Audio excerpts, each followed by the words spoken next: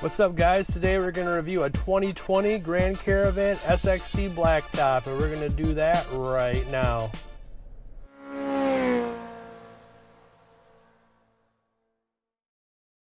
What's up, guys? Today we're going to review this 2020 Grand Caravan SXT Blacktop. We'll take a gander around it and see what we think.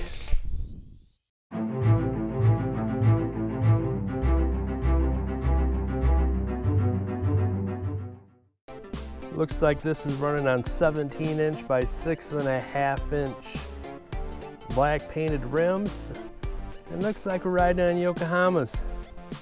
So we're looking at the 2020 Grand Caravan SXT Blacktop. The only thing I really noticed about the Blacktop version is I'm thinking it might be talking about this, because that is a black matte paint job. And it looks like it hits the trim area. It looks kind of cool, but it looks like it might be susceptible to damage maybe. Coming around to the front side, you got the traditional Dodge Grand Caravan grille with the daytime running lights, which is pretty much standard on all vehicles nowadays. I guess we'll check out what's inside. Pull the handle once, and you get to see in the back. It looks like we have a Stow N Go seat that we could probably put down. We'll probably show you guys how to do that real quick. If you don't, this year's is probably a little bit different than normal.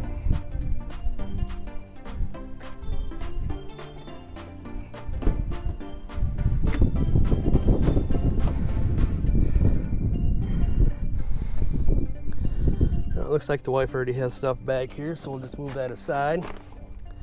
And pretty much we'll go by what the numbers say. So here we have a 4, we have a 2, a 3, and a 1. So we're going to give the 1 a pull.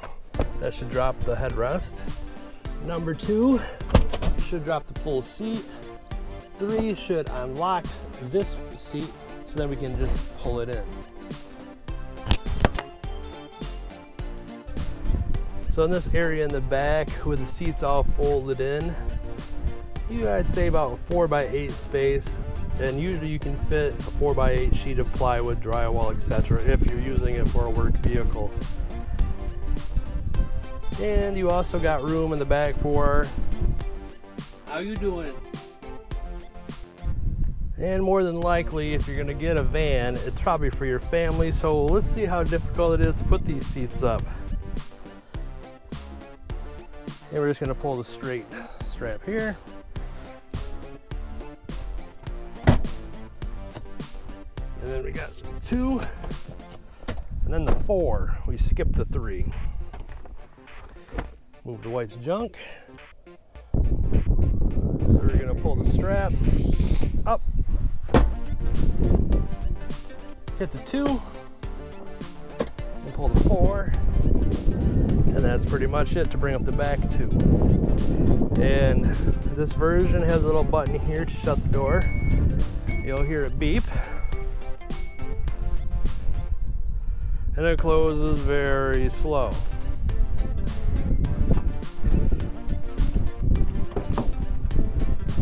Pull the handle once, door will slide open.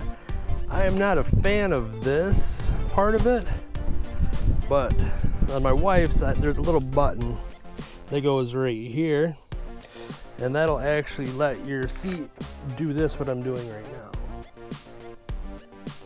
2 hours later. So you pretty much have to have the seat all the way forward. Also, make sure that your cup holder is closed. Once that's complete, you pull up the floor mat. You'll see a little tab right here. You'll pull it, and you pull up, and you pretty much just lift it up. Your seats are in there. I've never actually taken this out, so it looks like we probably pull right here. A little more difficult than the wife's Pacifica. Pretty much pull it down in spot. That looks way difficult. There it goes. Way not used to that. That was my first time doing that. Let's see. There. Flip the headrest up. Pretty much locked in. Kids won't fall out. So we gotta do that and do that. We'll try the other side too. We'll hit this button to close the door. Bring a walk to the other side. Once you're on the other side, I'm also not a fan of this particular part. And this one is a manual seat. Pull the lever, slide it all the way forward. And then you do pretty much the same thing as you did on the other side. Pull up the floor mat, pull that up. Kind of hard to do with one hand. And I guess you pull this again, because for some reason that looks kind of scary. With all the moving parts and everything that's in there. Way different than the Pacifica version. I'll have to make a video on that when the wife's van gets back, because that's why we have this one.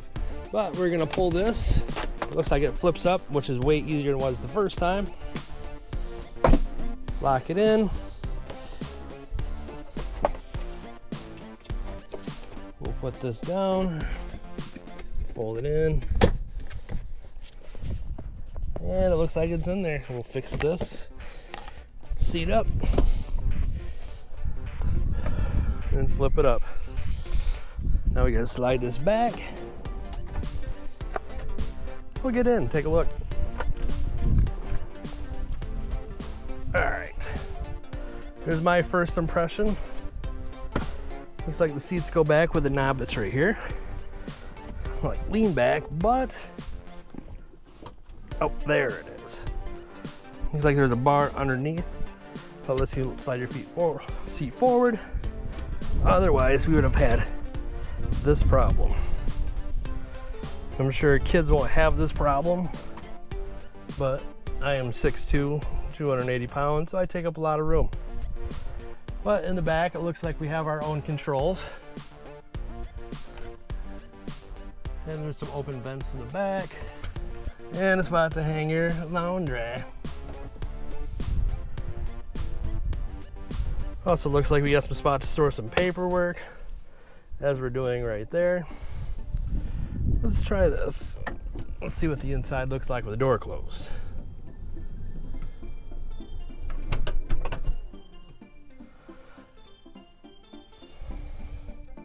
It looks like we have a window control right here and a spot for a drink. And let's see how we get out of this thing. Looks like one pull will get us out. That's always good.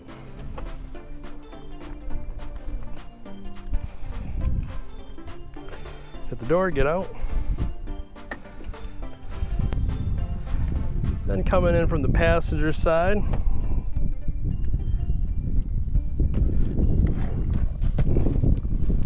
we'll sit in here. Looks like we have a decent amount of leg room. I can put my legs straight out and toes out, not really hitting anything. Have an armrest, both sides. Standard glove box. But what I noticed the other day was this little button right here. Decided to press it. It's like an extra glove box, but it also has a phone charging port back here, the old USB, which is kind of cool. Armrest, standard armrest, windows, door lock, door handle to get out.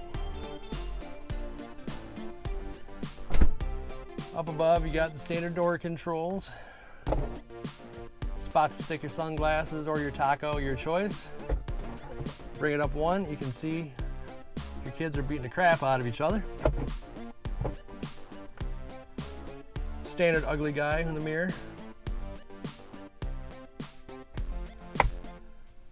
And the touch button lights. We'll check out the driver's side. Now that you come back to the driver's side, you still have to put the seat back from the Stow N Go. So long. Seat's back for where I need to have it, and these are leather seats, but I also kind of like right here in the center it has suede inserts, which are kind of cool, so probably don't burn your butt cheeks in the middle of summer. You got the standard door. Standard controls, spot for a drink. And then right here, for those of you that don't know, that's actually for sticking your umbrella. Now you know. We'll get in. And this is the type of key that it uses. So we'll put that in, start it up. We'll put the key in, start it up.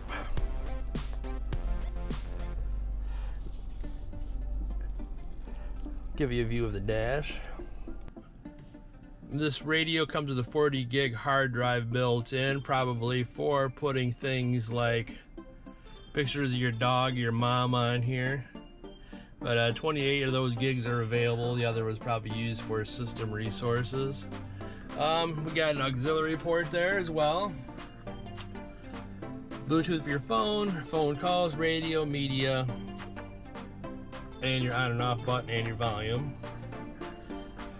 This comes with, it looks like a Sirius XM radio, built-in hard drive, and you click that button right there and the face drops down, and then you'll be able to throw in a DVD, probably watch Ric Flair and the Four Horsemen, your choice.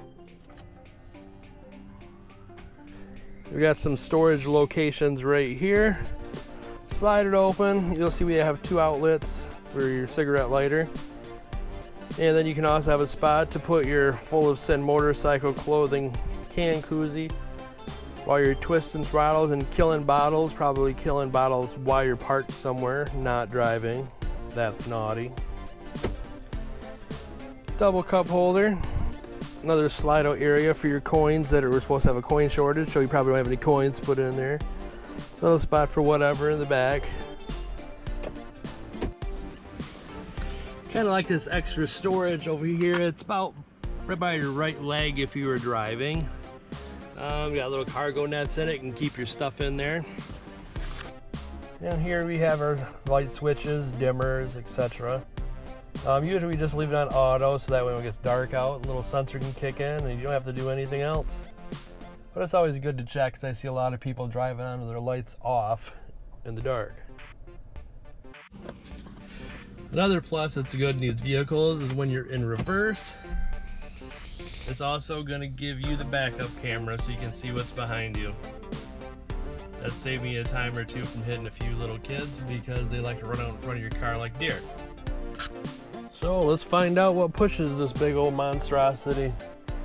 So what we're going to do here is check out the motor. And you go right here, give it a pull, and it'll unlock the hood.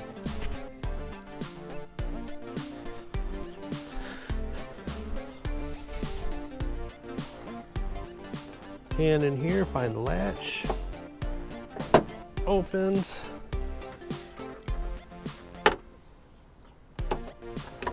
hook the rod in, and it looks like it's ran off a 3.6 liter VVT, whatever VVT stands for.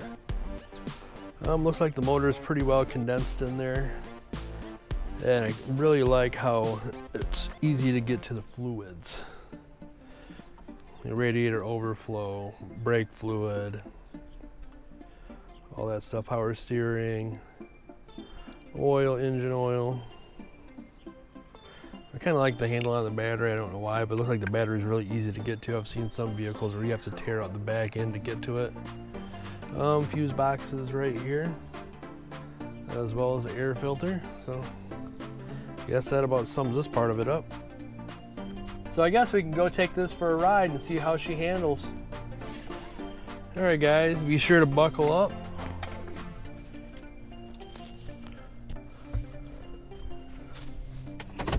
We'll see how she goes. Still not a huge fan of that shifter.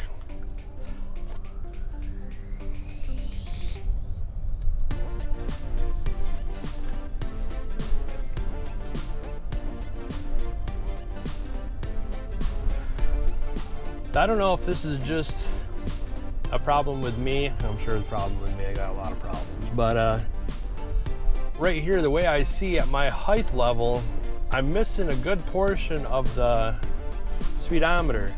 Like I can see the 20 the 0 through the 20 and 120 miles an hour. So if I want to see the speedometer, I have to pretty much drop my head or look around it.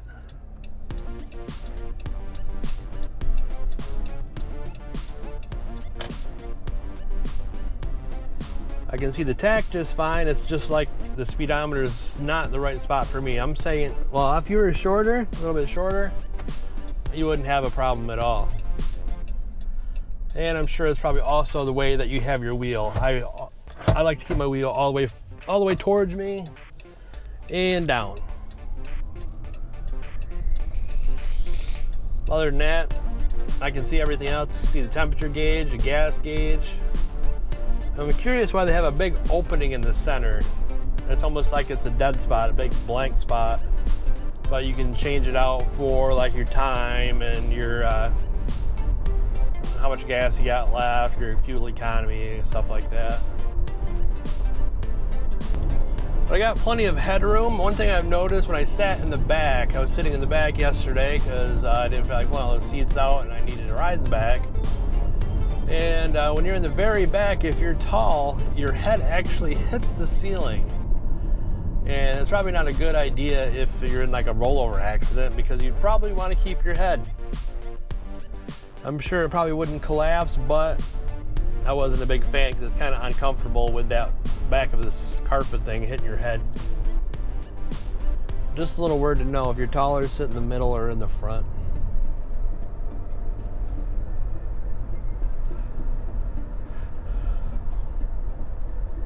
But we're gonna give it a ride on the expressway just to see how she handles. You know, brakes are good because it's brand new, so wasn't expecting anything different.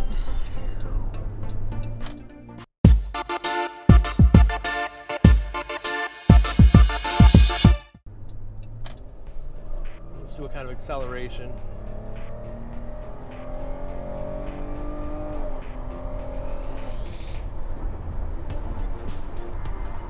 Seems to handle okay, switching lanes and everything, but just doesn't seem like it has enough power to pass. I know it's only a 3.6 liter, but it seems like it should have just a little more oomph. Because when you put the gas all the way to the floor to like try to pass, I just did that and you didn't even notice. There's no real throwback to like let you know that, hey, let's go fast and pass this guy.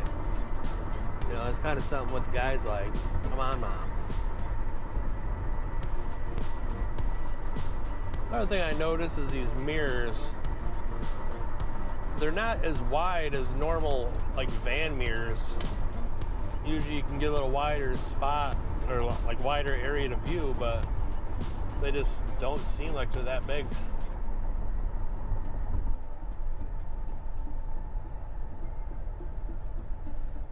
I mean, like you can see just like fine, but you're not getting a huge viewing area. It just seems like they're kind of boxy and not very, just not wide. Like I can see, like I usually line up my mirrors, so I can see my doors, and then I can see how close vehicles are to me from that. But since these mirrors aren't as wide, you don't really see much. Besides one car next to you, like if he was right next to you. Well, I'm sure that's all personal preference on how you use your mirrors. Well, we completed our ride on the expressway. Everything seemed to be all right, but like I said, it just doesn't seem like it had that power to get up there and go. It is a minivan, but you should still have the power to pass. And it would do all right, but you know, or hit the gas. Some of the perks, I kind of like the suede inserts on the seats, and that's for the SXT Blacktop. I don't know if that's standard through all of them or not. That'd be something you'd have to find out for yourself. Probably the thing I don't like most about this van is the Stow N Go seats. I don't like how you can see all the mechanics of the seat, and you have to manually pull the seats forward to put them in and out. So like if you're a mom is carrying a baby and you're like, oh crap, I gotta put the seat down or put it up, and you're carrying a baby or groceries and you need to get that seat out of the way, you're not going to be able to do it with just one hand. So that's probably one of the worst things, but other than that, everything else seems to be fine. You know, like if for a mom. You know, for me, minivans aren't really my thing. I kind of like the Hayabusa. But this is our quick once over on the 2020 Dodge Grand Caravan SXT in Burgundy. SXT edition with blacktop, whatever that means. So until you see us again, I'm Chris from Hit the Gas. We'll see ya.